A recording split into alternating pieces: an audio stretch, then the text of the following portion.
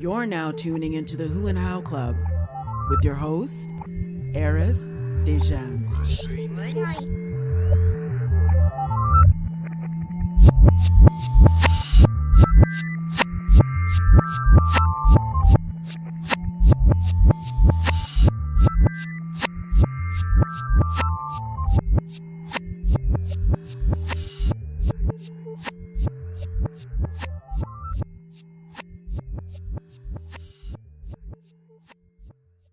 Ladies and gentlemen, boys and girls, welcome to the Who and How Club. It's your boy Arys Dejan checking in for episode 12. I hope you can hear me clearly. I got the full setup today. I figured I would make it a bit official for today's check-in. Today's a special episode for me. I got a special guest coming on the show. I don't know. If I gave you the reasoning behind this conversation that I'm about to have, I'd be on. This episode would go on for hours. But I thought it was sort of crucial to have this individual on because, I first, outside of I go through something, right? And then the universe sends me either an individual or puts me in some sort of situation that kind of mirrors what I'm going through in my personal life. And the person that I'm about to have on the show or on today's episode just contacted me randomly one day. And, we had a little discussion about what she was going through in that moment. And I never expected this person to actually, contact me and to talk to me about the things that she was speaking about. We've spoken before. And, we've gone to the movies before with a mutual friend and we've hung out and, we didn't really talk that serious, on a serious note, prior to this little conversation that she kind of, initiated and contacted me for. And I think it was just a moment where she just needed someone to talk to. And I felt kind of bad actually because, we were doing it over text and I would rather have, deep convos and maybe give some advice to folks and maybe learn from folks in person as opposed to doing the texting thing. So I felt like I couldn't give her my all through text. I couldn't give her my full attention. I couldn't give her, my full energy. I had many questions when the conversation was sort of done. It wasn't that long of a convo, but it was pretty brief and there was some depth to it. And it was revolving relationships and a relationship that she had just gotten out of. So today I'm going to have a guest on the show who I had a conversation with, and I felt that it would be great to transfer that energy and that conversation onto the show.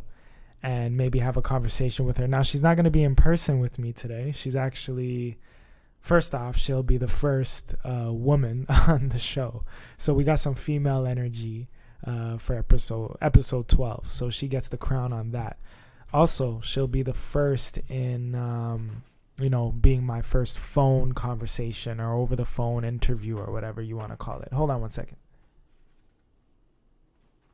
Sorry guys, I just want to make sure everything is good with the program that I'm recording on. Anyway, she'll be the first woman and also the first over the phone conversation that we have on the show. So she's sort of the guinea pig in this, and she's the person going over the hill to get hit. Let's see how this goes. I wanted her in person. She wanted to come in person as well, but because if you guys know and you listen to episode 11, I have a puppy now. I got King Arys here, and he's going crazy right now, wrestling with his bed in his crate. He hates being in the crate. He was asleep not too long ago, but I guess he knew Papa was about to do something and record something important, so he decided to wake up. He tends to make a lot of noise in the crate, but for some strange reason, he's pretty quiet right now. Let's see how long this lasts. Either way, I'm going to call Lisa because that's the person who we're going to have on the show today. And we're going to just start the conversation. I hope she's not nervous. I hope that, someone learns from this conversation today. and hopefully you guys could walk away with learning something new or learning a different perspective. And I'd love to hear from you about this conversation on relationships that we're about to have. Before we get into this, of course, the regular stuff, promo, of course. Follow the Who and How Club on all socials at Who How Club, and www.whowclub.com is the website where you'll get all the visuals and all the blog posts and everything like that. Any updates, it'll be on the website. Follow me at only1arys, ONLY, the number 1, ARYS, and you'll be able to touch base with me. Let me give her a call and see how it's gonna go. Let's see. Hello. Hello there. I was about to. So? How are you? I'm alright. How are you? Not bad. This is so weird. So I was literally about to tell the people like we're calling Lisa, but you picked up right away, which is good. And then I just saw your text as well. What did you say? I just said, is everything okay? Because I was wondering, what the hell is going on, right? Yeah. Yeah, because it's like 9:58 p.m. on a Wednesday, and we got work tomorrow, so we don't want to. You usually stay up late anyway, right? Are you a late? I do. Okay. I do, but I gotta be into the office actually early, like on time tomorrow. Okay. Don't worry, we won't keep you too long. I'm really excited. Like I have like the jitters. Before I called you, I was just like introducing what the show is going to be about and kind of gave the people a little intro as to why you're on the show today. And, what I didn't give them too much about our conversation on Instagram or anything like that, but, just gave them a little taste. And I said, we're going to give you a call now. And I was also talking about the puppy and how he's awake right now. And I'm crossing my fingers that he doesn't make any noise. So that we can. I'm so sorry, Arys. I can't hear you. Oh so my well. God. Hold on. Okay, please tell me you can hear me now. I can hear you so much better. Before I was like literally straining my ears and I'm like, this is not gonna work. No. Let's stay positive. So you can hear me now, right? Way better? Yeah, I can hear you much better. Way right better? now. Okay. You're on speakerphone, so I was a bit further away from the phone. But you can hear me now, right? Yeah, I can hear you. Okay, what's the last thing you heard me say? You started talking about your dog. That was it. I was just pretty much saying that before I called you. I was warning the people that, I'm crossing my fingers hoping this guy doesn't make any noise so we could get through our conversation safe and sound. Of course. And how long is the combo going to be? I'm just asking. This girl is hilarious. An hour? I'm joking. No, let's see. Let's not control time. Let's just see how it goes. You know what I mean? No, of course. I just wanted to get an idea of like how long this is going to be. But Are you scared? You scared? Not really. Yes, like you I are. just don't know what to really expect. It's going to be odd to hear my voice, Yeah. Not really like scared, to be honest with you. It's just something that I've never done before, so I think that's where the little bit of anxiety is coming from. And just once we start talking, that's when I'll be like, obviously much, like I'll be able to calm down after, Yeah. Once we get into it, it's just me and you right now anyway, right? People won't hear this until after it's posted. So I think you're in good hands regardless. And this is a first. This is a first for me too because I'm doing my first episode. Number one, you get the crown because you're the first woman on the show, so we could celebrate that. And then also you're the first phone conversation that I've had on the phone. And I kind of told the people why you're not in person today, and I think the puppy has a lot to do with it. So I had to preface everything with that as well. But yeah, I think once we start talking and everything will go smoothly. Of course. Agreed? Of course. It's just getting that conversation started, and then So let's start at the base, and let's just talk about you for a second and find out who you are. Who is Lisa? Who am I? I'm just trying to find that shit out myself. Okay, wait, can we swear? Like, can I? Is it okay? Yes, you could swear. You could do. This is no holds barred. Like you could do it. It's all free game here. Okay, so it's free speech. Free speech. Free speech. We could keep names and businesses, business names and all of that, organization names out of the convo. Or I could always bleep it out. I could always bleep whatever you don't want me to put in or whatever. But for the most part, we could talk about anything and say whatever. Okay, cool. So who is Lisa? Lisa, I'm trying to find that out myself right now because, like, I don't know how to put this. It's like you're going through life, you're going through the whole motions, you're going through school, you're going through, I'm starting to go deep right now. I shouldn't have even gone that far. Okay, here, you can hear the nervousness in my voice now. Definitely. Yeah, it's all like giggly and stuff. Basic, I am pretty down to earth, chill, open-minded individual, like super chill. Like it really takes a lot to really piss me off and stuff like that.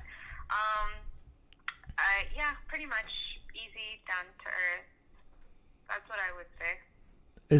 Is that I wanted to ask you, like, how would you describe yourself?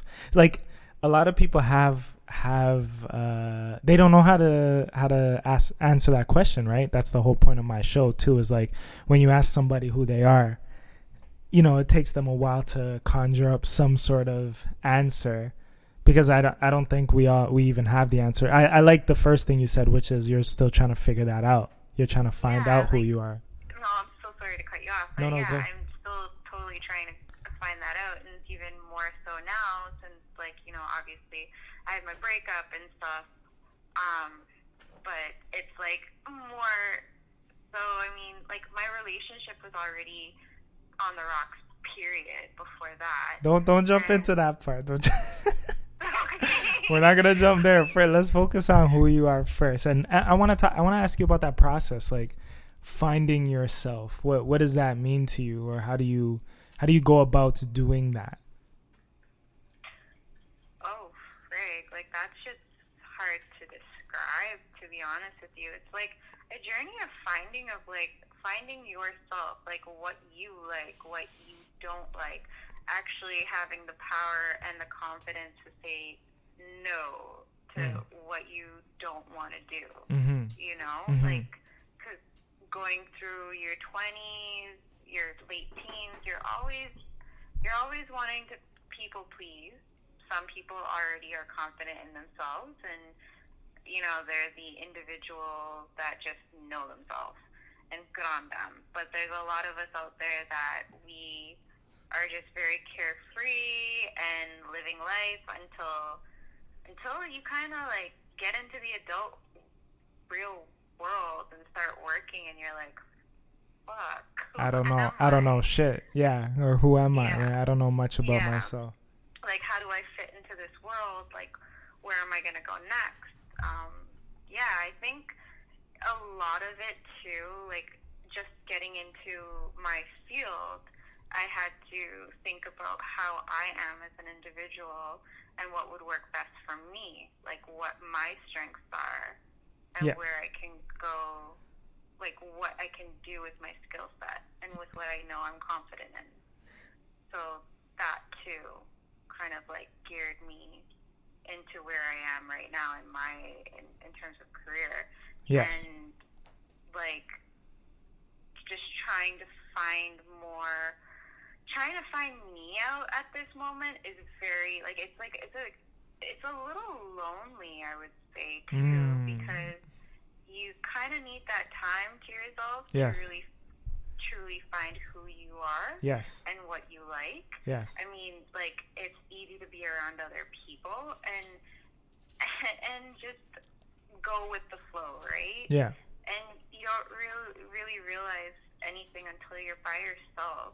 And then you're like, you're given the choices, and what do you choose? What do you want?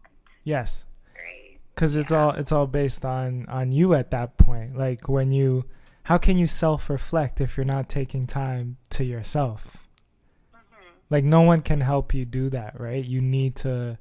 I feel like us as people, we do require that self-reflection time, that 30 minutes a day to think about, what did I say today or yesterday, or what did I do yesterday that maybe I can never do again tomorrow, or just reflecting on like you said, like the likes, the dislikes, the who's in the house of me, of myself, you know what I mean?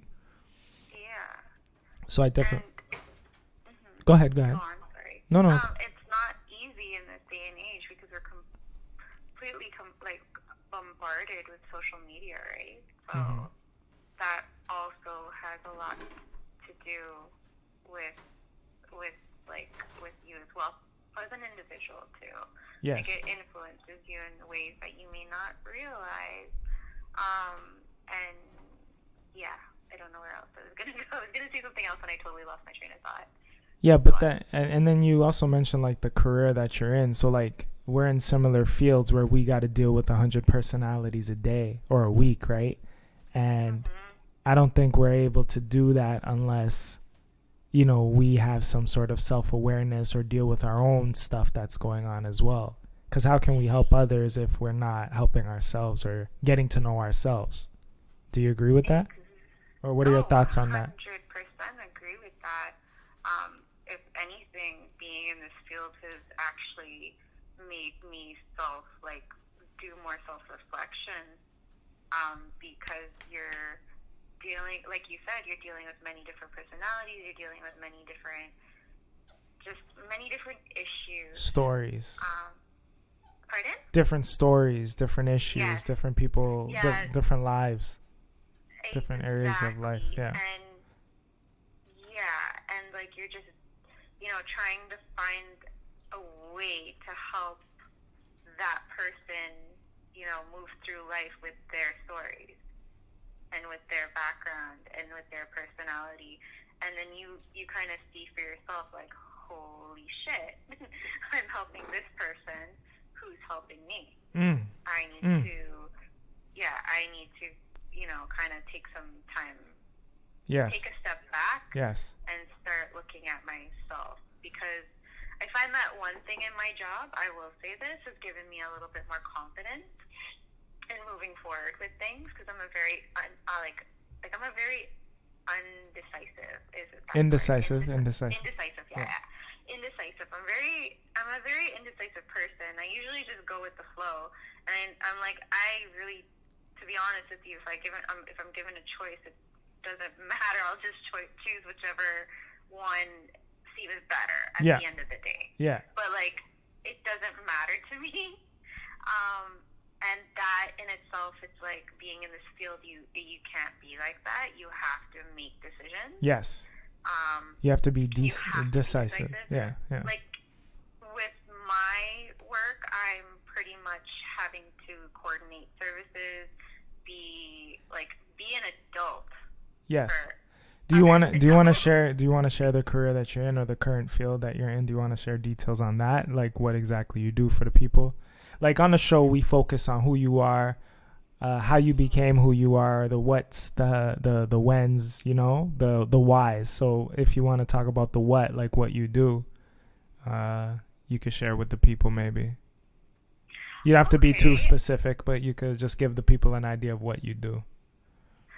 Well, pretty much work in mental health and addictions, and I go out and provide community support. Yes. Support those who have just recently gotten housing that was homeless for a period of time. Yes. So it's very hard. It's not very hard. It's challenging, but it's a challenge that I often I welcome, because it's hard to stabilize a person when they've just got housing and being on the streets for so long. Yeah. So with that, it's like you see a person's personality change. Yes. And it's really interesting. It's rewarding. It's exciting, but it's also a lot lot of work. Very challenging, for sure. Yeah, I very could only challenging, imagine. to say the least. And a lot of it, like I said earlier, it's connecting people with services that they need, and that is rightfully theirs, that they're entitled to. Do you feel like at the end of the day when you go home, right, and you lay your head on your pillow in your bed or whatever, do you feel like, hey, I helped someone today, or I really supported someone? Like, what's the feeling that you get at the end of the day when you're finished your shift or whatever in the field that you're in? Yeah, I feel like there's always more to be done. For me, there's always more to be done. The work just never stops. There's always ways of improvement, and I will say at the end of the day, I do go to sleep saying, okay, I've accomplished something today. Yeah. Because if that person, if the person didn't have a support worker, then that person wouldn't have been connected to the services. They wouldn't have had somebody advocating for them. Yes. Because for example, one of my mom's independent clients. Yeah. Able-bodied, I really don't need to check in so often with this particular person, but I noticed certain doctor visits when they started talking about it, they weren't going well. So I was wondering what was up with that. So I decided to attend one of the doctor's appointments, and I realized that the client shuts down when they're in. Yes. Just chatting with the doctor and doesn't get what they, aren't able to verbalize what is going on with them. Yes. Because they just, I don't know, they just have some sort of issue. Yeah. Like that they just can't verbalize. They just shut down with the doctor. Yeah. And I spoke up. When I was at the appointment, I spoke up and mentioned to the doctor all of the client's concerns. And afterwards, after the appointment, she's like, thank you. Thank you very much. I appreciate you coming to my appointment because, it's hard for me to talk. Yeah. And just something so simple as that, I can go to bed saying, okay, I helped this person today. It's the little things. It's the little things, right? It's literally just the little things. So why did you get into the field that you're in? Let's focus on the why. What is it about this field, or why did Lisa get into the field that she's in today? I'm a helper. That's what it is. It comes down to just being a helper, and I always wanted to be able to help people. Yes. And I always found that this field was always interesting, especially even psychology and stuff. Yeah. I always found that stuff interesting. Just how the mind works and whatnot. And me being just wanting to be able to help somebody and do good in the world, I found with my skill set, per se, that this field would be the best for me. And I am happy. I'm genuinely happy being in social work. Yes. It's challenging. It's very draining, but I don't see myself anywhere else. So because I feel like, pardon? No, go. You feel like that? Yeah, it's because I feel like I'm actually making a difference, and you can see it. Mm-hmm. You can see your works of labor, if you want to say it like that. Yes. Because just the smallest little things make such a difference in another person's life. And if I can make things easier for them or help them out in a way that I can do. Yes. With my skill set. Again, I keep talking about skill set, but it's so important. No, I think hearing you define or hearing you speak about what you do is sort of inspiring me as well, because there are moments where I become jaded and I become fed up with I'm in the same field, obviously, and you have to ask yourself, what did I make a difference today sometimes? And if you reflect hard enough, you're like, yeah, maybe that one little conversation or giving this guy some tokens to go to the safe injection site or something like that like these little things do count. And I think those are things that we have to remember, especially being in the field that we're in. You know what I mean? The little things. Oh yeah, no, it really is, because it takes a toll. Like, it's not easy working in this field. You have to have your time. You get burnt out very easily, where, you know, it just takes like a week to go somewhere, get Yes. away from everything, recharge, and you come back and you're ready for round 2, 3, Yes, or whatever yes, round yes, it is. yes. You're So I want. But, you know, like, I mean, for me personally, I had a rough time before I went away on vacation in July, and then I came back and I'm still having a rough time, but you just take it day to day and you do the best that you can, you know. And that's the way I see. You're still helping people at the end of the day. It's rough. Yeah. You can be, like, it gets very jaded at times, but like you said, remember the littlest things that you do for a person. One of my days last week, I was in such a bad mood, and it took one client to just make me laugh a little bit. Yes. To just change my day. So I'm curious. And No, Go go. on. Go. No, and it literally changed my day. It changed my week. It kind of gave me a little extra, you know, energy to go out there. And it's just the littlest things. Literally, it's just the littlest things that make such a difference. So I wanted to ask you something. Like, for me, right, a guy like me, you know, I'm in the field, and then I have my art stuff on the side where I'm able to express myself and maybe use my artistic endeavors as a form of therapy or a release, right? Like, I can express myself through podcasts. I get a chance to talk to people and talk to myself even on a weekly basis. And that for me is, even with that, things could still get a bit stressful, even though I have this sort of outlet to express myself. So I'm curious with you, how do you decompress? What are some methods, if you have any, that help you sort of, you know, get through your week, especially when it gets through those difficult times and stuff like that? Like, do you have any outlets or artistic outlets or anything like that? What do you do? I journal sometimes when things get really, really rough or hard. Yeah. I will just journal. I don't do it every day. I do it occasionally when those days are really, really rough. Yeah. And I find that helps when the moment I get all my feelings and emotions out on paper and I see it. Yeah. It just gives me that, I don't know, I feel calmed down afterwards. Yeah. It's like I yelled at paper. You know, yelling at paper. All my thoughts and feelings on paper. I might call the episode that, yelling at paper. That might be the title of the episode. I like that one, yelling at paper. That's a good like title for your book. Like, if ever you wrote like a biography or anything like that. Yeah. That would definitely be your yelling at paper. Yelling at paper. It's all yours. I'll copyright that, please. All right, so cool. No. I just wanted to give the people sort of like a little background as to who Lisa is and her mindset and what she does and stuff like that.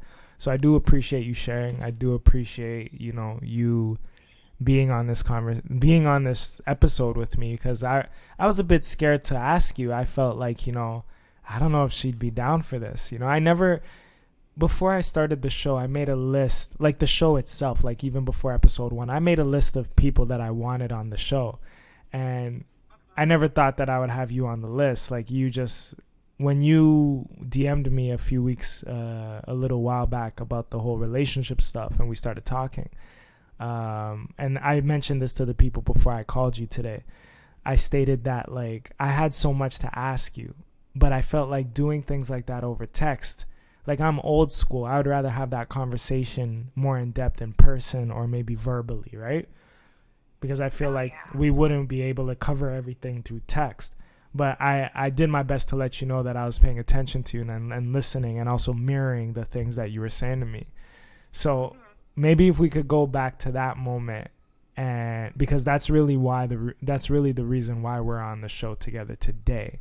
So do you want to touch on that a little bit and tell the people, like, what happened? You sent me a message, and what happened from there? Like, what was what did the message entail? I can't remember what it was that you posted on your storyline, but it was something funny that just made my day, made me smile. And I was having a rough day. I think it was just maybe a couple of weeks after I just walked away from this relationship that wasn't, it wasn't going anywhere. An intimate relationship, right? Like an intimate relationship? Yeah.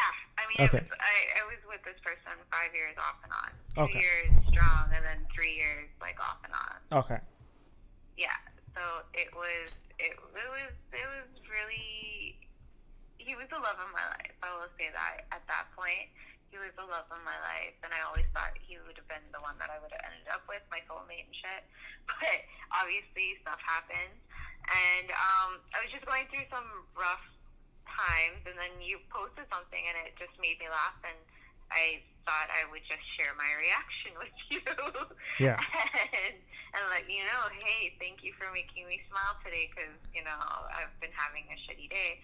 And then at that time, I just wanted to talk. I find for me that it's hard for me to keep things in, like emotion-wise. It doesn't work well for me. I have to talk things out. Yeah. So for me, I'm just like, okay, I'm just going through this. This is what I'm going through. I'm trying to find myself right now. Yeah. Finally walked away from this relationship. And it's because I walked away. I didn't have the confidence or the self-respect to do it before. And I just wanted to try to share that. Yeah. Be like, hey, I'm trying to find myself, So this little Instagram thing, I don't know if you remember what the post was. Maybe you can share it. But I can't remember, but it was just something so funny. It was just something cute that just would make me smile. So yeah, that's how it all started, guys. So you in connection to everything you're saying about finding yourself and all of that, right? Which I definitely relate to, especially in this time in my life, Mm-hmm. Did you feel like you didn't, in that relationship that you're talking about, did you feel lost? Oh yeah, hold on, sorry, this is a 2-part question. So like, if you felt lost within that relationship while you were there, did you know that you were lost, or was it not until, I don't know if that makes sense. Was it not until you left the relationship where you realized, yo, I was lost and now I have to find myself? Because sometimes when we're involved in something so much, we don't realize what's going on. And then until you remove yourself from it, you're like, okay, there was something wrong here. Now I got to do something different, which is, let's say in your case or in my cases in the past and stuff, I got to find myself now. It was more like I already had lost myself in the relationship, and I knew that because I knew I wasn't acting like myself. Yes. Like, it just, something was just there, and it's like my light bulb had been slowly dimming and dimming and dimming, if that makes sense. Oh, it makes sense. Last episode was Never Dim Your Light. That was the name of last episode. So it definitely makes sense. Yeah. So it was, did you say it doesn't really make sense, or it does? No, it definitely makes sense. Because the title of episode 11 was Never Dim Your Light. So we kind of look at that. Yeah. Maybe we tie things. Yeah. See, we're on the same wavelength. So. Yeah. So that's how I felt during the relationship. Towards the end, it was like I wasn't happy. I know I wasn't happy. I was grumpy. I was moody. I didn't it's not that I didn't care. Yeah. It's that, I don't know, I was just not happy. I was not myself. When you're not happy, it means like something's obviously going on. Yes. I just looked a little bit deeper and just felt like, why can't I be myself around this person? I'm always having to try to be something that I'm not, and that I shouldn't have to. I should have to just be myself. and quirks and all about me too. Because like if I can accept your quirks, you can accept mine too. It's just that maybe you can't deal with me. That's it. Okay, fair enough. Respect that. Leave me the fuck alone. Yeah. And let me walk away. You know? So did this person, did you feel like this person ever accepted you for who you were, or what was it about that? I feel like yes towards the end, Yeah. because no matter how much I tried to, how do I word this? Not like try to please the person, but like, oh, forget it, just say it. Yeah, I tried to please. I tried to, ensure their happiness. And I did that before mine. Yes. I did that before mine.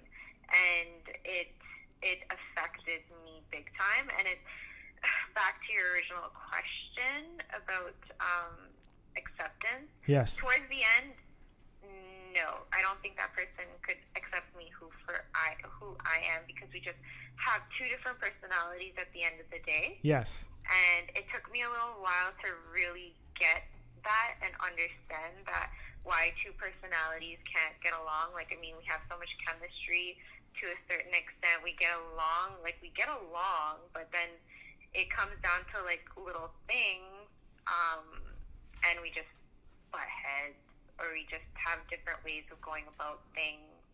Or I'm not going to go and start blaming I, because there's two people to a relationship. Yes. And we all have to take our blame. Yes. And it's funny you say that. It's funny you say that part, because like today before the I don't know if you saw on Instagram, but I posted for the Ask the Club segment today. I posed some questions to my followers and to my supporters, and one of the questions were I can't even remember verbatim, but I said something like, for your breakup or any breakups that you've had, whose fault was it? And a lot of people said his, hers.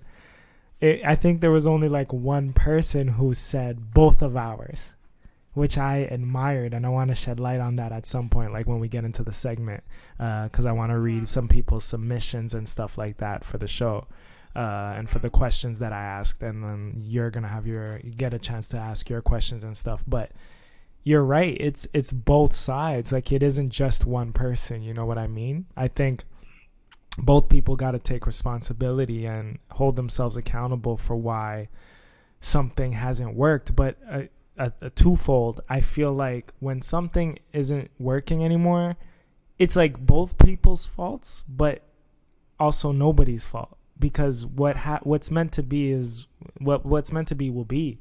Like, I can't control it. If you fall out of love with someone, it's just what's meant to happen. Like, it means this relationship is not for you. That means there's something greater out there. You know what I mean? And I think it's deeper. Like, you can't control that. So sometimes it's everybody's fault, and then at the same time, it's no one's fault, because what's meant to be will be. You know what I mean? Yeah. What do you think about that? Do you agree with that, or what are your thoughts? Disagree? I totally agree with that. Yeah. I'm in the same. I have the same mentality. Like, whatever happens. Yeah. If a person. It's easier said than done, of course, but. Yeah, it really is easier said than done. But just like in terms of myself, like speaking for me, like I am a big proponent of that. Like, things happen for a reason. And like you said, there's always bigger and better things. Like, it took me not a little while, it took me a long ass time to really realize that, holy shit, there has to be somebody else better out there for me, better suited. Not better than him, but just better suited to me. Yes. Because, I don't know, just for me, like, I might find another person that is just like, okay, he has similar qualities to the ex, but then it's just a little like 10 times better, you know? Yeah. Like, I don't know how to explain it. Just each relationship just gets better and better as you move forward, because you get a better understanding of what you want, who you're looking for, and what your priorities are. Well, it's growth. It's about growth, right? Yeah. Like if you haven't grown from your last relationship or connection that you've shared with somebody, and that connection is no more, I think the goal should always be to grow, not force yourself to grow, but I mean, it goes back to that reflection. You got to self-reflect. You got to think about the role that you played in that relationship or that connection that you shared. You got to reflect on their role. You got to reflect on the good, the bad, whatever, because you got to be ready for the next thing that's going to come your way, because change is inevitable. It's going to happen, but you got to be ready for that change. Some folks are never ready for that change or the new thing that's coming their way because they're so stuck in the past, or they just haven't dealt with themselves. You know what I mean? They haven't admitted to their wrongs. They haven't accepted the wrongs that might have happened, and not to focus on all negative, because there's going to be good times too that you could focus on, but you got to be ready for the new stuff is what I'm trying to say. And in order to be ready, you gotta reflect. Well, yeah, if you don't, then you're just gonna be repeating the same thing. Cycle. Exactly. Yeah, it's gonna be a repeated cycle over and over again. And let me tell you, that shit's not cool, because I've been in that stuff for like 5 years now. Yes. I'll just say the last 3 years, because 2 years was actual relationships, the other 3 weren't. It's not cool. No, it's not. Yeah, I can't tell you how. I think it was me losing my shit. I never lose my shit with anything. Yeah. And for me to get really, really, really, really angry and upset at something, you had to have, like, not like murder somebody, but like you really had to have like failed me as a person in my eyes, for me to really like be like, okay, I'm walking away. I'm not a good person when I'm around you, type thing. So let's dissect your how do I say this? Let's dissect the roles. I'm sure anybody listening to this, including myself having this conversation with you, I want to do something that people never, maybe they do it in their own private time when they're by themselves and reflecting on things, but they might not share it with like other people. For an example, like if I break up with a girl or a girl breaks up with me, I'm gonna, like, to my boys, I'm gonna be like, yo, fuck that girl. Like, forget her, done, right? But when I go home, I'm gonna be like, you know what? There were some really cool times with that person, and then there were some bad times, yes. And I am angry right now, but, you know, that girl was pretty cool. It was fun while it lasted, but I have to accept it's not meant to be. So I wanted to ask you if you can, and let's dissect that relationship a little bit. We don't got to say no names, nothing. But what was something good about it? Give me 2 things. Something good about that relationship, and then maybe something not so good. From your perspective, because we all know there's 3 sides to a story. But from your perspective, what was good and what was not so good? Let's see. The good stuff would be just, I think, having that person there for you. You know, having that constant person just being there for you, period. But about that relationship, your relationship that you had with that person, what was one thing that you could think of off the top that was like, yeah, I might miss that part of the relationship or connection that I shared with that person? If I'm being honest, and you're going to laugh, it'll probably be the food. My heart almost dropped. I thought you were going to say the sex or something. I thought you were going to say that. I'm like, my mom listens to this. The food? Yeah, let's stick with the food. Great. What about the food? Elaborate on the food. It'd be the food, because you know what? Yeah. My ex really, like, he loved cooking. Yeah. And just to see his passion in the kitchen when it comes to cooking. Yeah. It was fun. It was fun and it's exciting. And I think also his positivity all the time too is very infectious. So yeah, that would be the two. That would be my two things. I know you asked for one, but the No, that's food good. Yeah. with the positivity.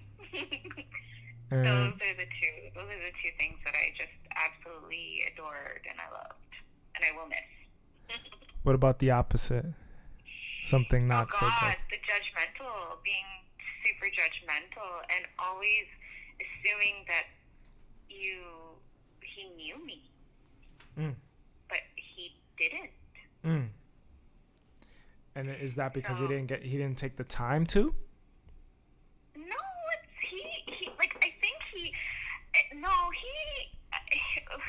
it's not that he didn't take the time to. He kind of knew a side of me, but I don't think, and he even pointed out to me. He's like, you're not yourself around me, and I know it. Yeah. And I didn't want to believe him at first, and then I just started being a little bit more aware of myself around him, and I was just like, shit, I really am not myself. I'm always with him, I was always on tippy toes because you know what? I think I had him on such a high pedestal. Yes. That I always wanted to be best or be a certain way where I think he might actually be a certain way that he might prefer and like better. But at the end of the day, he just wanted me to be myself, and I couldn't even freaking be myself because I don't know. I felt like he was just he was very judgmental at times. So the judgmental part, I think that ultimately, if you want to go and start dissecting, it was being judgmental, because then that affected my whole behavior, that affected everything. Because if he wasn't so judgmental about certain things, then maybe I would be a little bit more myself. Yeah. But I mean, he's open-minded to a certain extent, yes, but he still has that judgmental side to him that I just, I couldn't deal with. Okay. I don't even think I even told him this to his face yet, so I hope he's not listening to this. Or if he is, good for you. Maybe he'll hear this. Pardon? I said maybe he'll hear this episode, and maybe, pause that thought. I wanna do a little promo. It's something that I do in between the show, and I edit it in and everything like that. Okay. So pause it. Cool. Hold on 1 second. All right, ladies and gentlemen, I just want to take this moment to send a special shout out to everybody supporting and listening to the Who and How Club. You are tuning into the Who and How Club podcast. You are the Who and How Club. We are the Who and How Club. And I'm the Who and How Club. We are the Who's and How's of the world. I just want send a special shout out to everybody supporting the movement.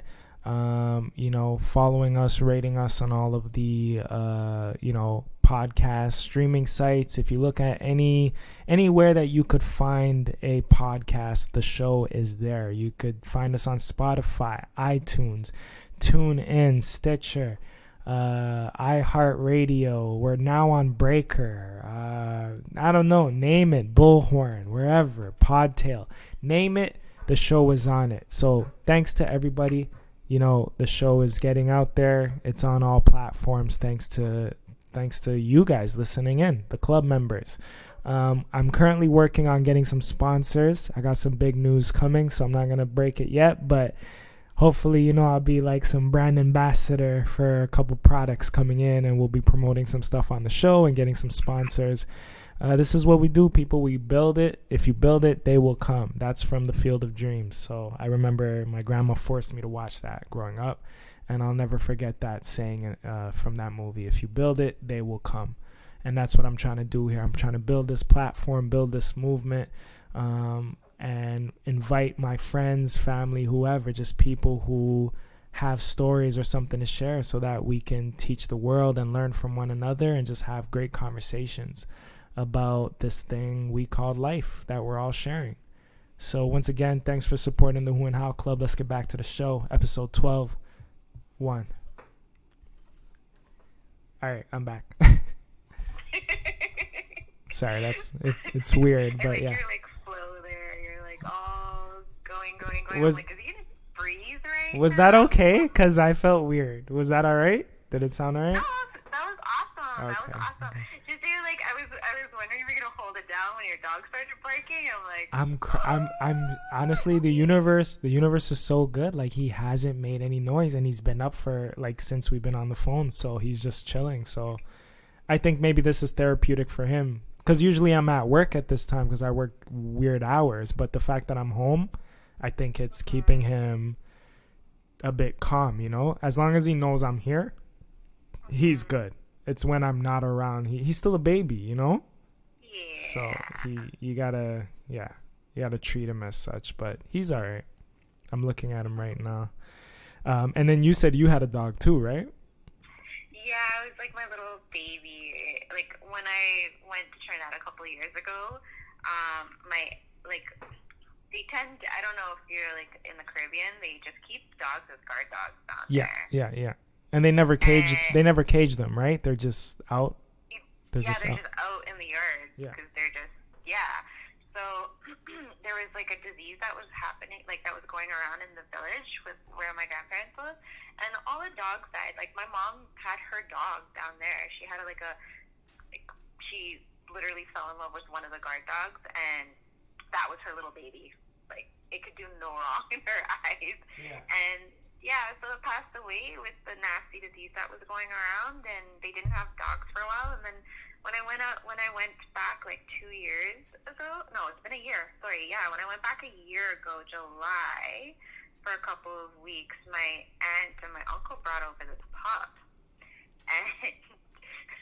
and they brought it over in like a little cardboard box, and the moment I saw her, I was like, she's staying with me. Yeah. And they're my grandmother was like, no, she's going downstairs. I'm like, I can't keep her upstairs with me. Like, what is it? But yeah, that was like my dog for like about 14 days. Right. Until I had to come back home. Actually, it's considered bringing her. Like, Yes. It was going to get to that point, like bringing her back here. And then I thought about it. I was like, no, I live in an apartment. Yes. No offense to anybody, Yes, right? yes, Not yes. like for you. But like just the fact that she has a whole yard, and not just the yard, because my grandparents have they have a whole bunch of land. Yes. And like this dog can go and run around and not be, caged up. Right. And I was like, I can't do that. I can't do that to this dog Right. that has this. Yeah, that can be able to run around and do whatever she wants. Right. Like, let me tell you how freaking spoiled she is now. But, yeah, so now, like, I say it's my dog, but Yes. she is, like, my mom's dog. Okay. Okay. Like, that's, like, my mommy's, like, kid. Right. No, it hurts me to leave him caged up too. Like, he's small, he's a baby, and I'm trying to train him. But I wish I lived in like a house or a home where like I could just let him roam free in the yard. Because when I take him out, I could see how joyful it is for him, especially as a child. Like, the world is so new to him, right? Imagine like being exposed to a new world. I think it's pretty cool to see, to witness. Us as adults, we're like, I'm 30 now, you know what I mean? I've been here 30 years apparently, and I would give anything to be young again, to see the world just from that little, that perspective, that young perspective, fresh new perspective, you know what I mean?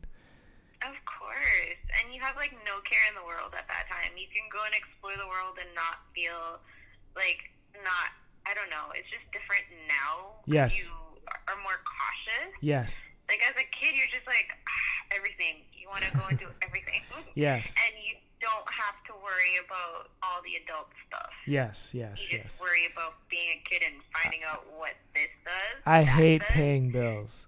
Actually, I like paying bills, but I don't like that I have to pay them so often. If that makes sense. Like, let me pay bills like every 6 months or something. Give me a break. As soon as you pay a bill, you turn around, you got to pay another one. You know what I mean? Yeah, I think I hate that part the most. Paying bills is fine, but like, God, can I enjoy my money? Like, I just want to enjoy it. Let me live a little, man. So, yeah. Oh, yeah. That too, and emotions. You're like, You're too funny. So I wanted to ask you something as well. Give me one moment here. Sorry, I didn't hear you. Oh no, I said I wanted to ask you a quick question, but just give me one quick second. Okay.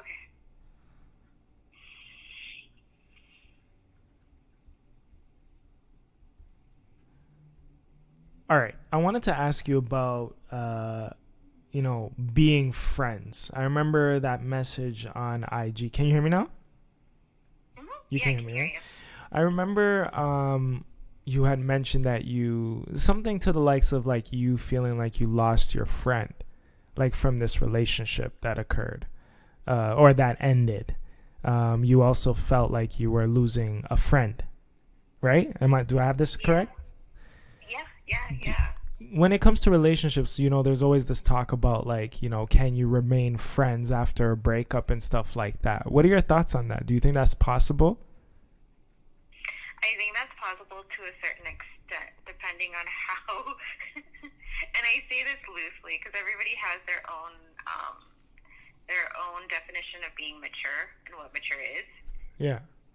And being, but I think it's possible to a certain extent. I always, at the end of the day, Arys, I always believe that it's possible if you want to make it possible. Yes. If you want to have that relationship, whatever relationship it is, you put work into it. So you can make it happen if that's something you really want. I think everybody can make it happen if they wanted to. It's just a choice at that point, whether you want to or not. But isn't it so painful? Like if you become friends with someone you've spent so long with, but then you find out, okay, they're with someone else, they're moving on. Maybe they move on before you move on, but you guys are just friends, right? You got to accept it and watch this happen in front of your eyes. Is it difficult to deal with?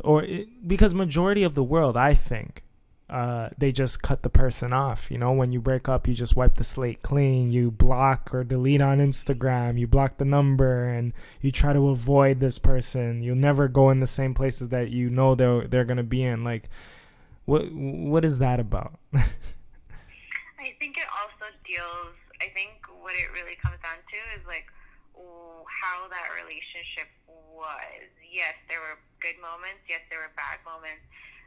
For me, personally, I would say I wish I was friends with my ex before we jumped into a relationship. Because he's an awesome person as a friend. Like, I would love, forget everything that had happened. He's a cool guy. He's a chill guy. At the end of the day, I could see myself being a friend with him if I wasn't in a relationship with them. Were you guys ever friends? Were you friends during the relationship? Did you become friends? Like, was the foundation never friendship? Or was it always just sort of like a boyfriend-girlfriend ordeal? It went straight into boyfriend and girlfriend. That's what happened. Yeah. And then, things just started because, we got into the relationship. I went back to school. It was school, having a new relationship, and which he was super supportive. I'm not gonna lie. He was super, super, super supportive of me going back to school. But everybody deals with stress and things differently. And with me, I had school, I had work, I had new relationship. Yeah. And then also me dealing with it's also cultural things with girls. I had to fight my family to hey, I'm at a certain age right now. You guys gotta respect the fact that yes. And let go. So I was dealing with that at the same time, and he couldn't understand because he was living on his own for the longest time. I'm sorry, I know I'm not answering the question. No. I'm going off. You're killing me. You're killing me right now.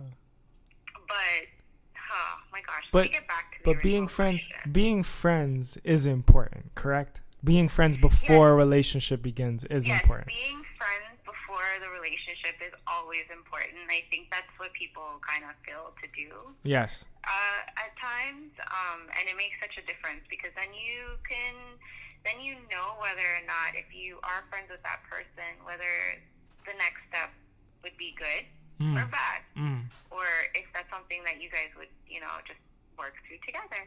And then even if you do break up at some point, at least you know that friendship is still there. It might be easier to manage. Exactly. Because you started as friends. Before. Right. Exactly.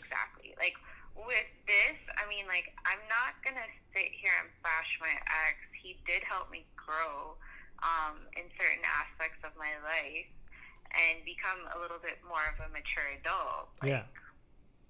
Like, I appreciate that. If it wasn't for him, I wouldn't. To be honest with you, I cook. I hate being in the kitchen, and he took his time with me, showed me a few dishes, and I can cook a little bit more now because of him.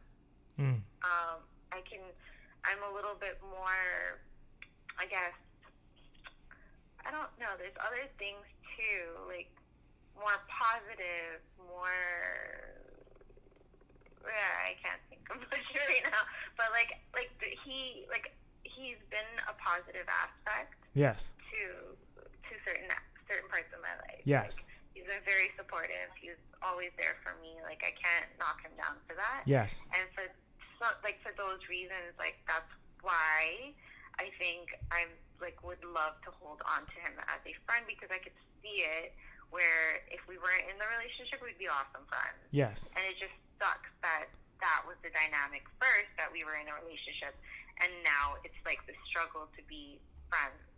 And it's hard to see that person moved on because he's already moved on. Yeah. It was hard at the beginning to see him move on, but then that's like, it's something like, again, going back to being self-reflective, it's something that, it just didn't work out. It wasn't right for you, and it wasn't right for you in the moment. Yes. There's always something, there's always something else out there. Yes. Or there's something else that you need to do as an individual first. Yes. There's always work that needs to be done regardless. And,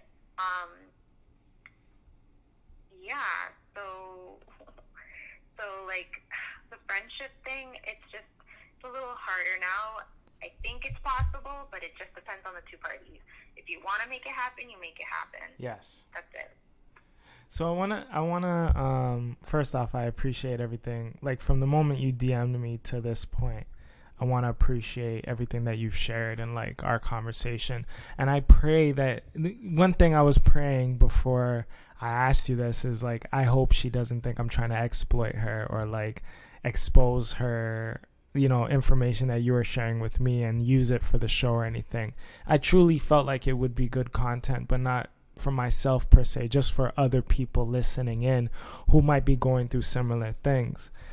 Because that's why I bring people on the show, so that we could all learn from one another and remind each other that like, we're all going through similar things. Even me, like when you messaged me those details, I'm like, I could relate to this so hard right now. And I'm the kind of guy, you got to ask me questions before I give you any answers, because I don't want to just blurt out everything, but I want to share so much too. But I too believe that, being friends first is very important, but that's something that I never used to think about. I used to just think like, okay, me being with my girl, she'll probably become my friend anyway because she's my girl.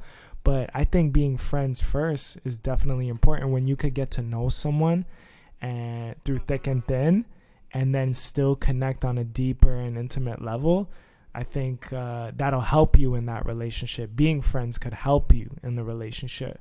Before, I never used to be friends with any woman. I used to be like, this girl's in my life because we're doing things together, or not at all. But now growing up and maturing, I feel like I would rather be around women who aren't just women that I'm sleeping with or dating. It'd be nice to just have some female friends, some energy, some different type of... Yeah. I think it helps. I think it helps a lot. It could help a man out a lot. by just having women friends that could show them the ropes and teach them some things, and that you could just bounce ideas off of. Women that could be your soundboard, you know? It doesn't always have to be so intimate or like, yeah, let's rush in and get involved. You know what I mean? So. Oh, yeah. I think it's like that part of us tends to, it's a whole maturity thing. Yeah. Because, like, I was reflecting on this earlier today. If I was in my mid to early 20s and this breakup had happened, I'd be like, fuck that, on to the next. Yeah. Be like, what's out there? Like, right now you're at an age, because yes, I'm over 30 as well. Well, yeah. You just turned 30. I'm over 30. And it's like, I would rather choose, you pick and choose who you want to spend your time with. Yes. You know? Yes. Time is very, very precious, and you learn that it's very precious as you get older. Like, I always heard people, like a lot of older people saying, time is precious, time is precious. I would just look at them and laugh. Yes. Like, what are you talking about? Yes, yes. Like, I don't understand that shit. Don't come with me. Right. Right? And no, it really is. And it's a thing that as you get older, you realize that, because it's like, I don't want to waste my time with somebody that is just going to be here for a hot minute. Like, how is that beneficial in my life? Like, what is that going to do for me in the long term? Yeah. Right? Yeah, you start to realize that when you get a bit to this stage in life, like, it's like you're in it for the long run, not the but not even, what's the word I'm looking for? I was listening to Dr. Phil the other day, right? I listened to his podcast, and he said something to the likes of, like, everything you do, like, everybody thinks that the long run, being in something for the long run, is the right way to go. But instead of going long, we should just go hard, I think. Either go hard or go strong, I think he said. So, like, for an example, if you notice, like, when you're in a meeting or something, right, there's a person that might talk and talk and talk, and no one's really listening or paying attention or can remember anything that they said. But there will be that one person, or maybe even yourself, that is quiet the entire time but only says, like, one or two things, and it sticks out the most, and people remember that thing. So even though I want to be in things for the longevity of things, you know what I mean, especially when it comes to relationships or even in my art form, I also want to go hard. I don't want to just do anything for the sake of doing it or being involved with something if it's not going anywhere. Because, like, some people keep people in their lives just for the sake of having people, and nothing's happening. Like, they're not bringing anything into your life and you're not adding anything to theirs. Like, if we're going to be involved somehow, we have to add to each other. We have to provide each other with something that we are not getting anywhere else. We got to encourage each other to grow, help each other grow, you know, go strong. I don't always just want to go long. I want to go hard and strong too, you know? Yeah, because you want to live. It's a growth. It's a growth process. Yes. You want to help that other person grow. I totally feel you on that. I get that. I second that. It's very important. You need to go hard, yes. But I also think that you get to this point in your life where, like, well, what benefit is it for me, right? Yeah. Like, how does this benefit me? Yes. And then it's like, okay, if it doesn't benefit me, if it's not gonna, and that's what I meant, like, if it's not gonna go anywhere, like, later, I, like, don't waste my time. It comes back down to your time and energy, because if you're going to go hard at something, that's your energy that you're putting forth. You've got to put forth your energy into something that's going to give it back. Yes. Or it's just, you're putting energy into something that you know is going to be greater good for something. Yes. You know? Yes. Yeah. I think Jay-Z said this a while back. He said he always asks himself, what's in it for me? Do you think that that's more of a selfish thing, though? Or no? Do you think we have to ask ourselves, like, before we do anything, what's in it for me? Or before getting involved with anybody? No, that's a little selfish. Okay. For me, that's a little selfish to a certain extent. Yeah. It depends on what the context is. Okay. If it's I think it honestly all all depends on what the context is, because it can be a selfish remark, Yeah. but with regards to yourself as an individual, as to what makes, you know, like, how beneficial would it be for you, right? Like, am I gonna put all this time, effort, and energy for it to be wasted? Right. Like, And what do I get nothing in return for it? Yeah. Like, how does that benefit me? Like, I'm not gonna jump in a relationship where I'm putting in all the effort and you, like, you know, that other person isn't. Yeah. Like, why? Yeah. Right? So, I think it depends on the context. All right. So with that said, we're going to go into the segment of the show, which I like to call Ask the Club, where my guest or the guest that's on the show has a chance to ask or pose some questions either to myself or just general questions. And then people can chime in after they listen to the episode and DM me or email me and give their thoughts. So if you've heard anything on today's episode, either from Lisa or myself, or anything that you're about to hear in the questions that we're going to cover, questions and answers, you can email me at whohowclub@gmail.com, or just make it a quick thing and send a DM at whohowclub on Instagram or Twitter, or you could touch base with me at only one Arys. And you're gonna see Lisa's Instagram in the video that we post of this episode on YouTube, so you'll see that in a day or two, and you could touch base with her if you want to contact her and, you know, inquire about anything that she said on the episode today. So yeah, let's get into it. Do you want to cover maybe we could cover let me read some of the answers to the questions I asked on Instagram today. And if you want to ask me questions in between that, or any questions you have, I'm gonna ask you your thoughts on these too, and then we'll take it from there. All right? Okay, cool. All right. So first thing that I asked was I put a poll. I posted a poll today, and I asked everybody if they believe in true love, and if so, why or why not. No one gave full blown reasons, but of course, what do you think the higher percentage is out of if they believe true love or not? What do you think people voted? I'm a believer in true love, so I'm going, like, I wish for that to be the answer, so that's where I'm gonna go, because, like, I'm gonna be true love. So 84% voted yes, and 16% voted no. Now, for the naysayers, I wish they gave me some details, because I'd love to know I'm more intrigued by their perspective to know why they don't. But no one gave any full-blown details on that because they're scared. But at least 84%, you know, we still got some hope out there. So why do you believe in true love? Why would you say that you do?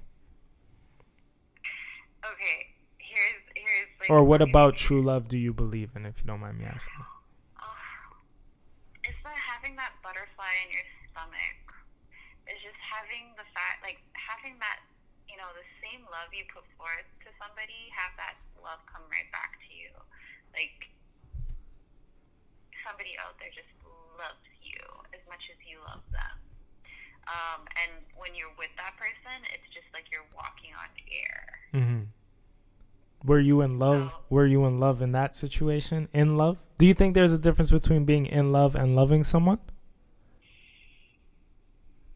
Yeah, because you can love your parents, you can love your friends, you can love anybody. Yes. But being in love with a person or in love with people, whatever floats your boat, just it's different, because you're opening up yourself. Yes. You're opening up yourself, because it's like loving something or someone. It's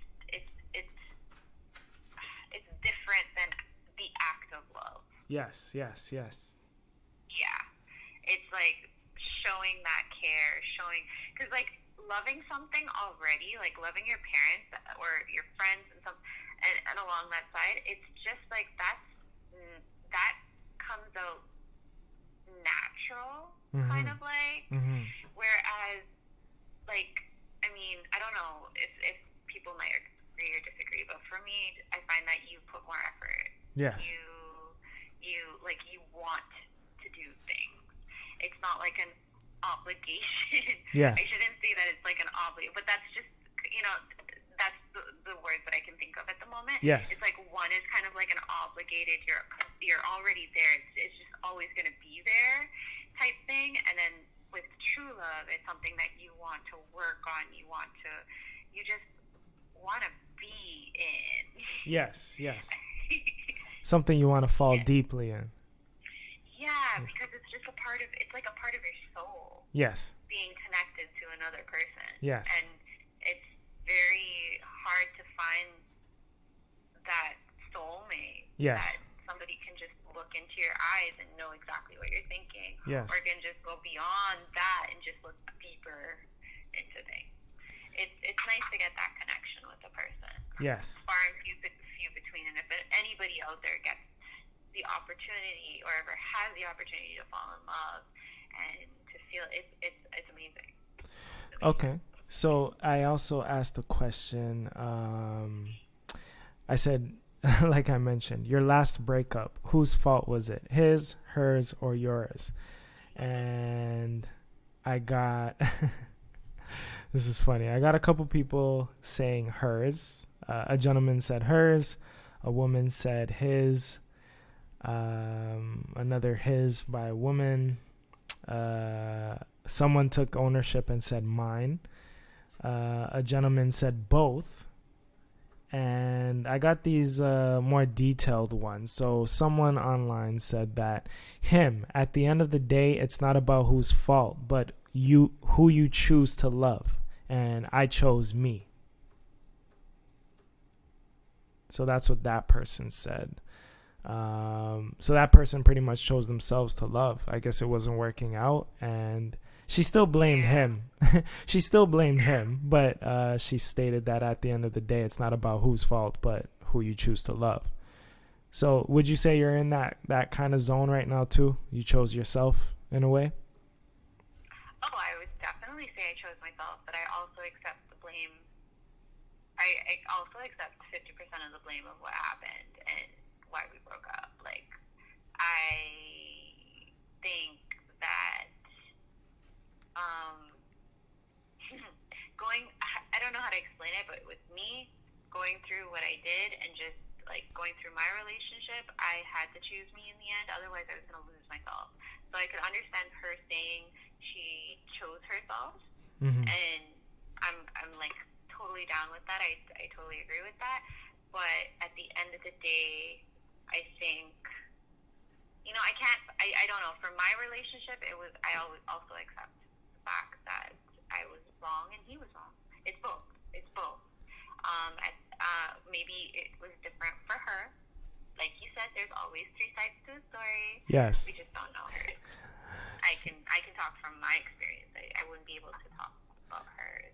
So this next one also a woman. I don't know if I should read their Instagrams, but we'll keep them anonymous for the sake of this episode and relationship focused topic or whatever. But this individual, a woman, she said, "Hours. For every action has a reaction, and no one is blameless."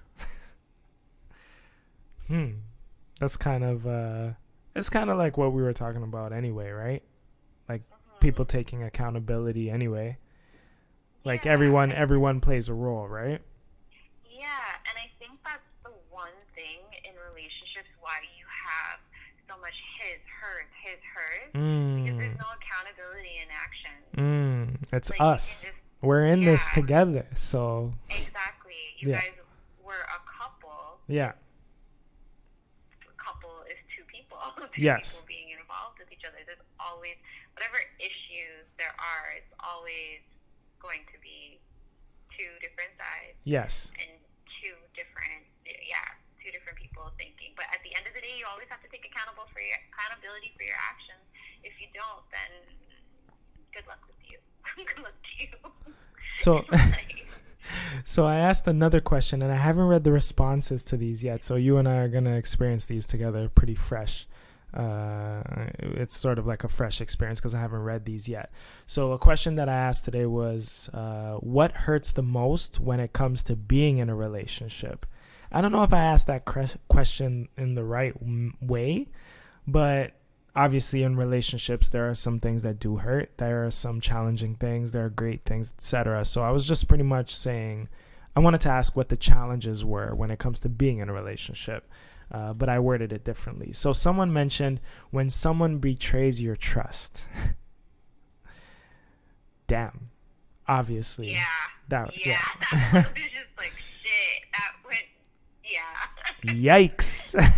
Yeah. Someone said sacrifices. I don't know if I agree with that one completely, or like if that's something that would hurt. Yeah. It depends on the type of sacrifice, and obviously, but then if you're making a certain sacrifice that you feel is wrong and it hurts you, then you're not in the right relationship with that person, because then it should be, I feel like if you're going to sacrifice something, the other person should have to understand and acknowledge, or be like, hey, you don't have to sacrifice this, and come up with a solution that both of you guys can work out. But maybe he meant, this is a gentleman that mentioned this, but maybe he meant compromises. Like, I don't know what relationship you get in and there aren't any sacrifice. Like, what could I possibly have to sacrifice? Like, I don't think there is a sacrifice per se, but you might have to compromise some things. I mean, when you're in a relationship, it's no longer just you by yourself, right? There's another individual involved. Yeah. So you gotta sort of meet halfway and figure out what works, what doesn't, things about, you might have to adjust. And I find people aren't able to adjust. They still want to be, they want to live or be in a relationship as if they're by themselves, as opposed to compromising and realizing that, hey, there's someone else in this relationship and I might have to change a couple things, whether it's about myself or about my lifestyle, whatever. What do you think about that? Is that a sacrifice, or is that just what comes with the territory when you're in a relationship? That's what comes in the that's the territory of being in a relationship, man. You gotta compromise. If you are sacrificing something to be in a relationship, I mean, You shouldn't be in that relationship. Yeah, exactly. The only thing I could see somebody sacrificing is if you really truly love that person and family doesn't agree, if cultural stuff, I could see that as potentially being a sacrifice. That's what I could see. Anything cultural, religious, and stuff like that I could see being a sacrifice. Yes. But majority, compromise. You can't be in a relationship if you don't compromise. Without compromising. Yeah. Okay. Then there's no relationship. Then you shouldn't be in one. Right. I agree with you. I'll share a couple things here. So we got betrayal, misunderstanding, and two other ones that sort of stuck out to me. So one person said, not having the same vibe when you first met and breaking trust. So we have the breaking trust thing already, but not having the same vibe when you first met. Why do vibes die out?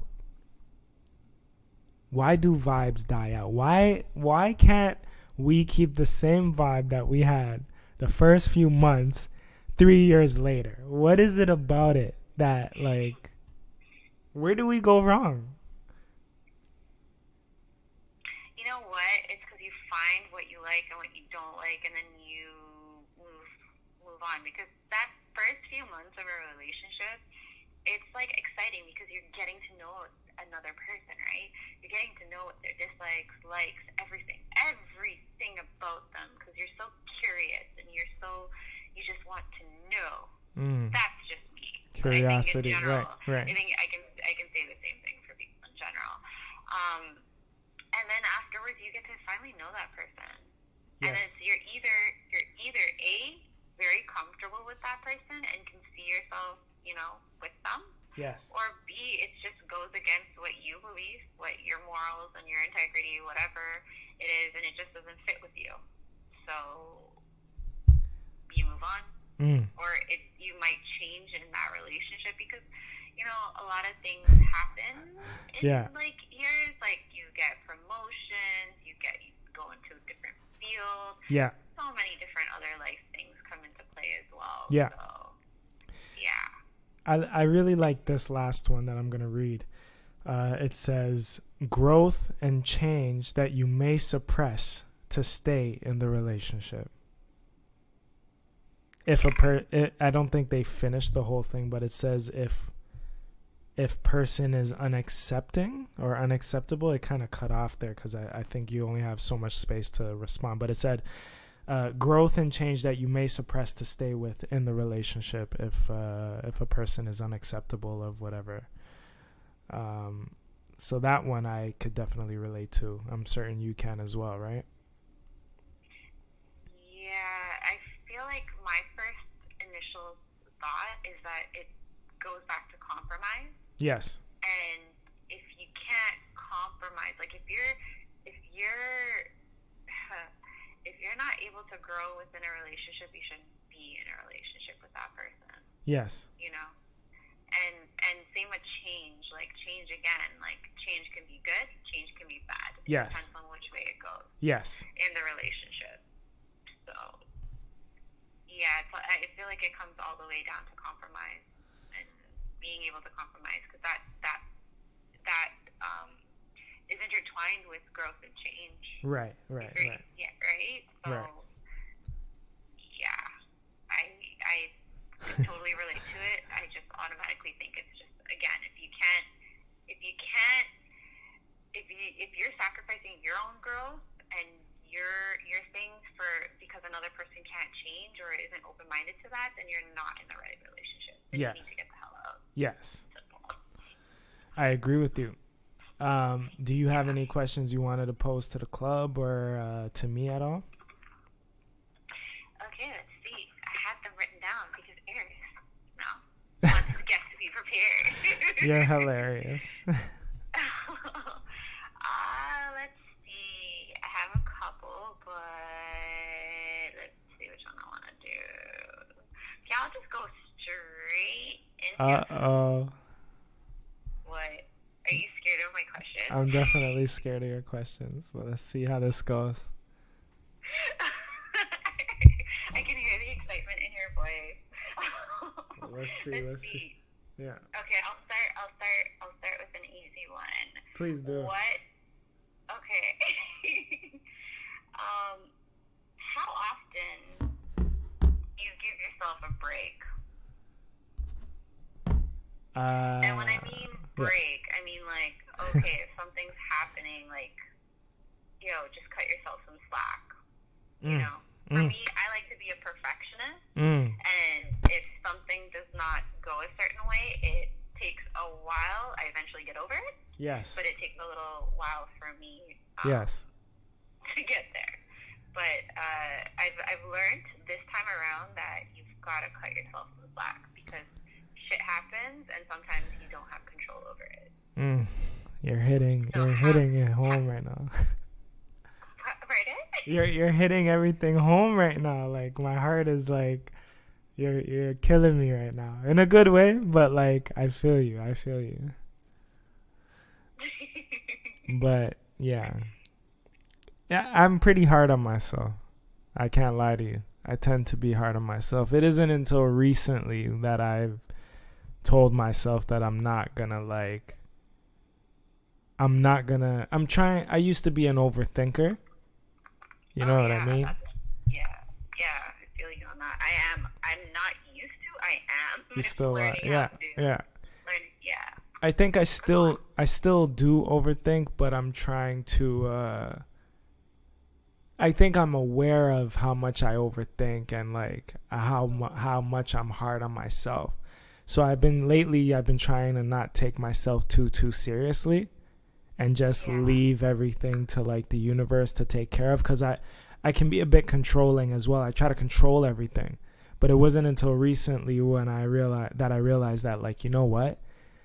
I really don't have any freaking control. Like whatever I do have control over, I'll focus on that. And I think I have a bit of control over myself. But everything else going on outside of me, I need to just allow the universe and God or whatever. Like, I don't know what your beliefs are, but, I got to trust the universe. I got to let God do his or her or their work. So that if I just put that trust into the universe, then things become a bit more easy for me. I don't have to worry so much because I'm leaving it up to somebody else to deal with. So I think if we try to do that more, we would be less hard on ourselves, and we would have those moments of a break and stuff like that. We would realize how much more time we have to center ourselves and take a break, because we don't really have to control everything that we think we do. Or we don't have to overthink. We can control our thoughts and like gear them towards things that matter or things we can control. Yeah. You know what I mean? Mm-hmm. So that's kind of like the vibe that I'm in at the moment and trying to be in. I still have a lot of work. I'm trying to remove some distractions from my life as well. So yeah, I hope that, I don't know if I answered the question, but I hope I did. No, you gave an honest answer, because it's hard. It's hard. Like, when I was going through my stuff, my friends, all of them, I can't tell you. I think every single one of them at one point said just like, hey, give yourself a break. You're too hard on yourself. Yes. And I'm like, well, hey, I shouldn't have let myself be in this situation for as long as I did. Yeah. That shit, like, that is the hardest thing for me to get over. Forget the dude.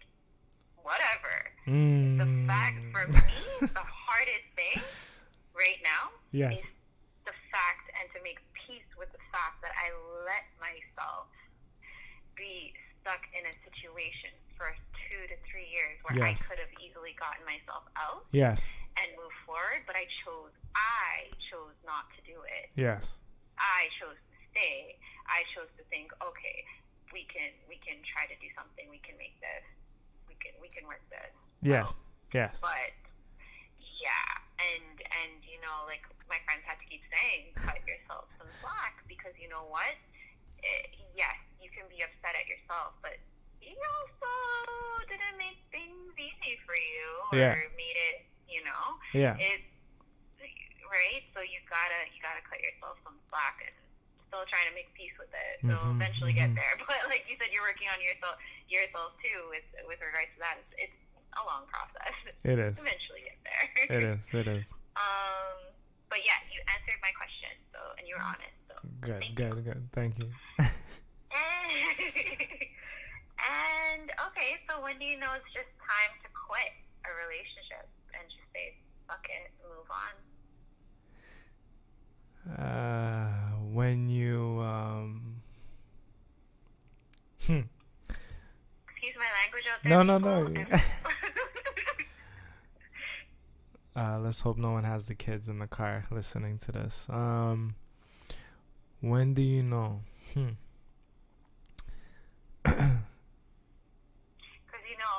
a lot of people out there, they just have that relationship drag on. Drag on. Yeah. So you're asking, when do I know?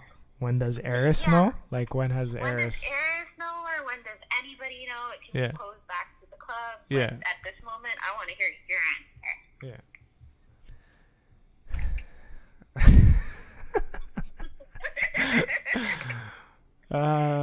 I think that when you can no longer... Okay. There are a few moments where you know when it's over. But let's say when you... Give me your top two. My top two, when I can't sleep comfortably around you anymore. Oh shit, that's... Yeah. When I don't enjoy sleeps with you anymore. That's one.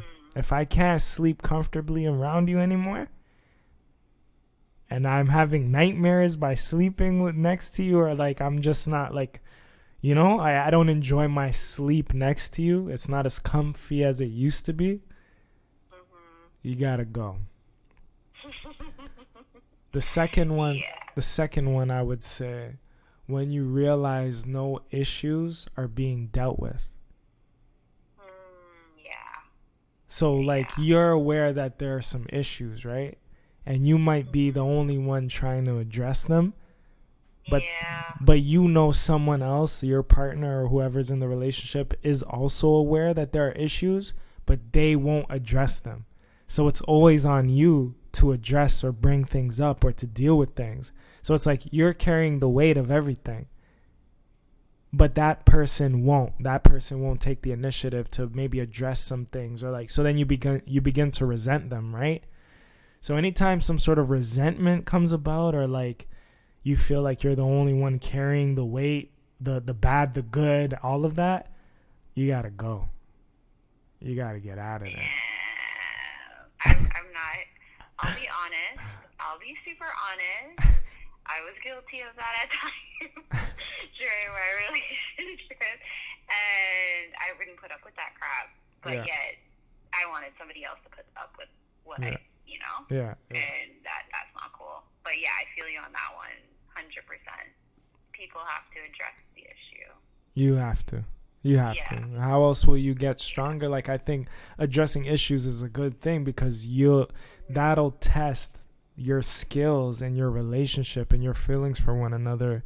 If you could deal with something, especially anything that's so dire, and you still come out of it, like if you come out of it, you'll come out of it stronger, and then you guys will become closer. But if no one's dealing with anything, we're just avoiding the situation, the elephants in the room, you begin to resent one another. And there's just this thing floating around your guys' heads and hearts, and nothing is fun anymore. You can't. How can you enjoy each other's presence if you know you got to talk about 10 things that hasn't been spoken about for years? Yeah, it's not cool, man. It's definitely not cool. It just hampers. It's like, what are you guys hanging out for, right? Yeah. Like, what are you planning to do on your time? Like, what is your role? Makes me question that person, actually. The role? What is your role? I like that. What is your role? Huh. Like, what's going on here? Like, what's your role, man? Straight up. We have to figure out the roles. What's your role? What's my role? What's our role in this? Who's doing what? Mm-hmm. You know, like, how do we meet in the middle here? Because someone's not playing their role.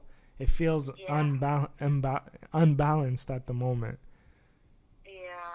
Well, the moment the unbalance starts, you want to get out, because it's like that person's not pulling their weight. And like I said before, I was guilty of that. I'm not going to sit here and be like, okay, this girl's speaking and she understands. It's like, no, I've been through it. I've understood. I see what happens when you act a certain way. And you don't address concerns, you don't accept responsibility, and you're not accountable for yourself. Yes. That makes such a difference. Yes. Such a difference. So, yeah, I feel you. I feel you with that one. And that actually ties into my question, because sometimes when people avoid things in relationships and stuff, like, this one didn't really hit me until my ex actually pointed out. He's like, take a look at your parents' relationship. Yeah, because I had an issue communicating. Yes. And I find, I have an issue communicating when I'm in a relationship, especially when things, like, piss me off, or we're trying to have that deep, heavy, like, conversation, and I shut down. I get quiet.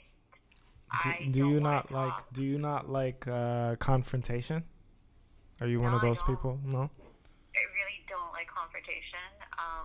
I'd rather and not even the confrontation. Like, even when, this is the thing about my ex, like, even when that wasn't working properly, he would try to find different ways for me to try to be able to communicate, and I just couldn't. That's something that I had to work on my own. That's one reason, right? And like, I, for years, did not understand, because I did not see anything wrong.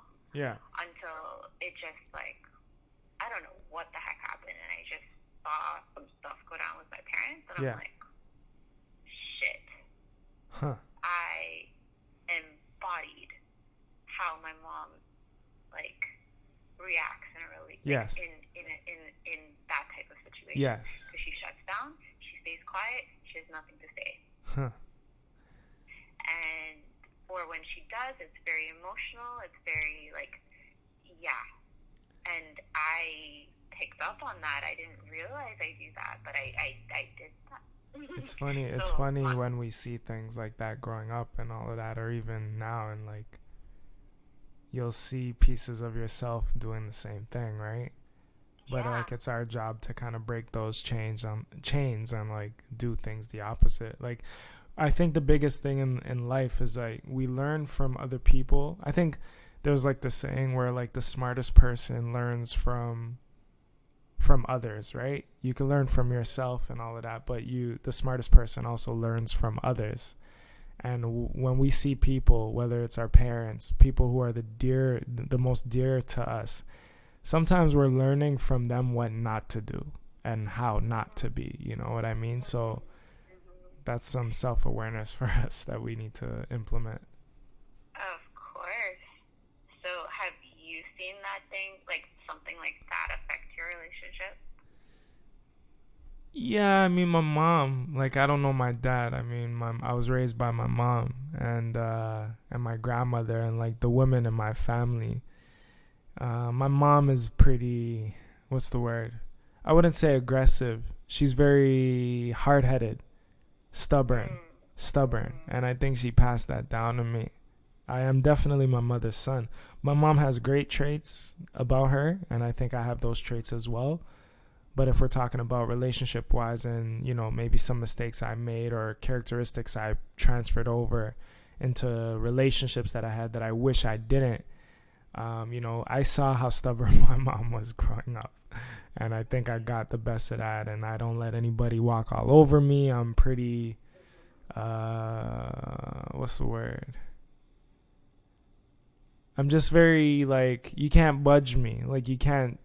There was a time in my life where like I wouldn't budge for anyone and I wouldn't compromise because it was just like my way or the highway kind of thing. And I think I got that from my mom. Yeah. But that attitude has also helped us. It's helped my mom. It's helped me as well. But it can be detriment. You got to balance that type of attitude, right?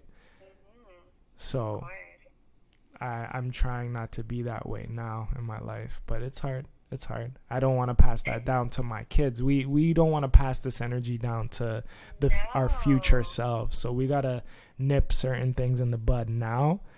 Enjoy these characteristics, experience them, you know, share them, etc. But at some point we got to, what's not good for us or others, we got to throw in a box and bury it and improve on ourselves, right? In the best way that we can. So 100%.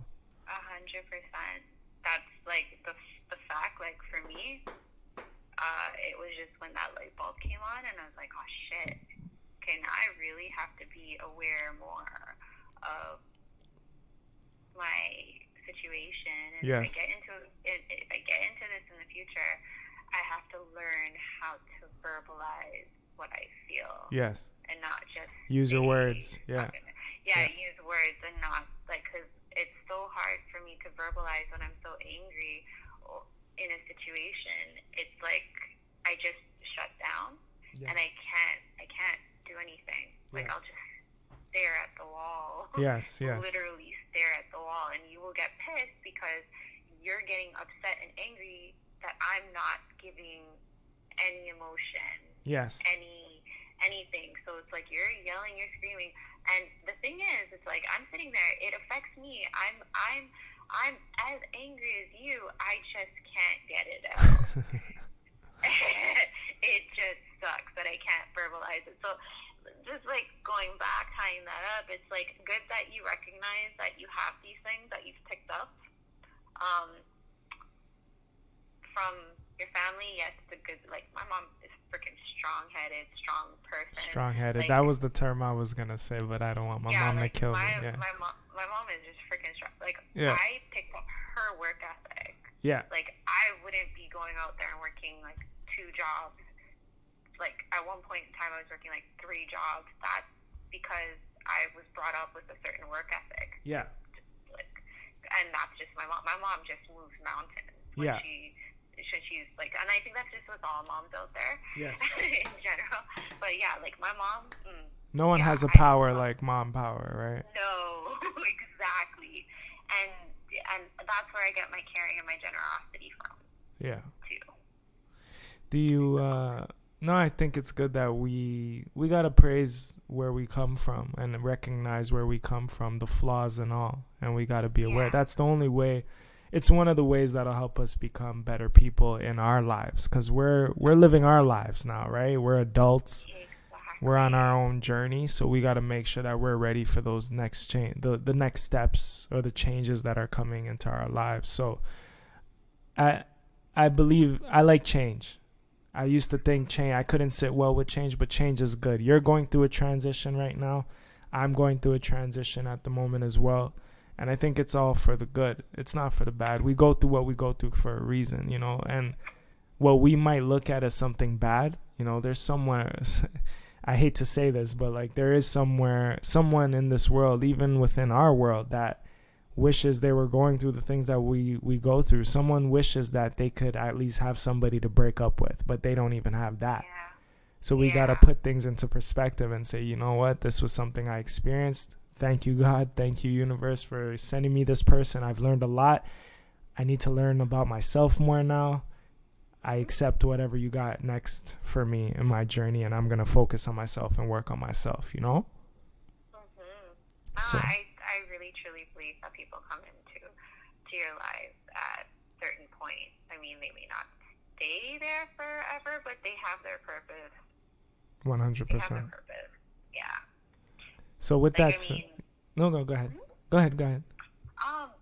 For instance, like all my boyfriends actually hopped in at times in my life where I was going through like major changes. Like, for university, I was really, really, really sick when I just met my boyfriend at that time. And, like, I mean, to the point where I had to be hospitalized and on treatment for, like, a year. And he, like, I gave him the out because we just started dating. And he stuck right through me. He stuck with me right through the whole thing. Right. And it was, like, towards the end. I think I had like 1 month left in my treatment, and we just like broke up and stuff. Yeah. But it was a good thing because we'd grown and we've gone separate ways. We have different ways of thinking, whatever. Everybody changes and you know, grows apart. Right. So that one, but like, right, like he came into that part of my life where I was going through a lot of shit. And then my current ex-boyfriend came into my life right when I was heading back to school and starting to get my life together, and going back to school and home life and everything and work, like he was my rock throughout the whole entire thing, and just being there. I think, you know, like if I didn't have him, yes, I'd be still going through and doing my thing, going to school. Yeah. But you know, it was really nice to have that person stick right by you. Yes. And support you through those times, through those hard times, because it wasn't easy. People come in. For all the people listening in and going through any type of relationship situation, whether it's a breakup, just getting into a new relationship, you know, they've been in a long-term relationship, whatever it may be, if you could say one thing to them or leave them with some sort of message, like at least a message, based on your experience, what would you say to people listening in? Just be yourself. And if you don't know who that is, work on being yourself first and finding out who that person is before you get into a relationship with another person.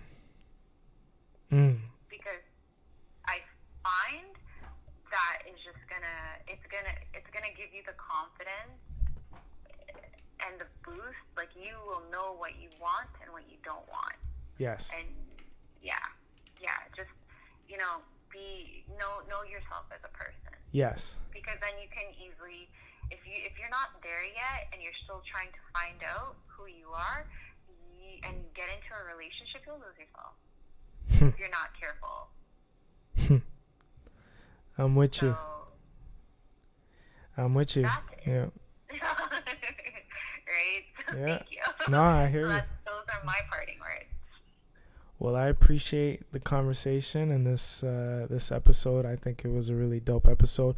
It's not over. I mean, like, this is our first conversation on the phone and on the episode or on the Who and How Club in general.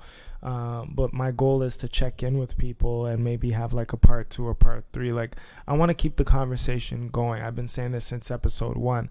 I don't just want to have this conversation and then it's gone, and then like it's gone in the ether, and people like can experience this. They could go back and they'll listen to the Lisa episode and then that's it. But I want to give them more of Lisa in the near future.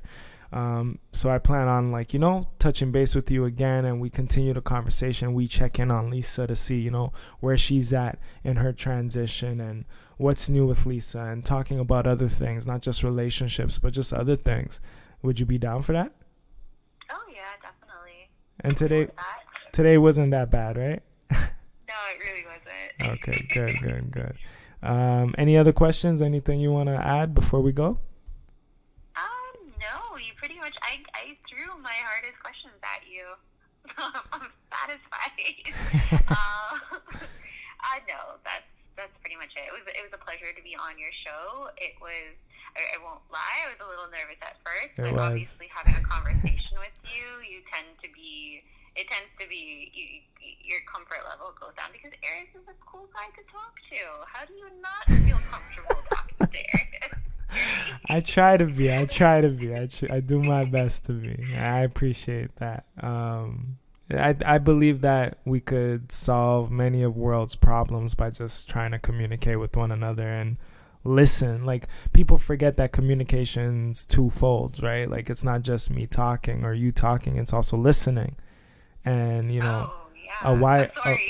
Here I am about to cut you off. No, you could cut me off, but for people out there who forget, like, a wise woman taught me that, like, you also have to listen without the intent to respond. So sometimes I gotta catch myself, because, like, I don't want to forget my questions that I have for people, or, like, but sometimes I just gotta shut up and listen, and actually listen, and then wait my turn to ask. So communication is very difficult. It's like a lost art. You know what I mean? So I think if we focused more on that in life, we could actually get somewhere with one another as a people. So that's why I created the show. That's why I want to talk to people like you, like, other people I've had on the show. So thank you. I feel blessed to have you on the show. The first woman to be on the Who and How Club. Congrats. Yay. Thank you. It's a pleasure. All right, so your show. Yeah. What were you gonna say, sir? I totally forgot because you just cut me off. So oh my God. I'm sorry.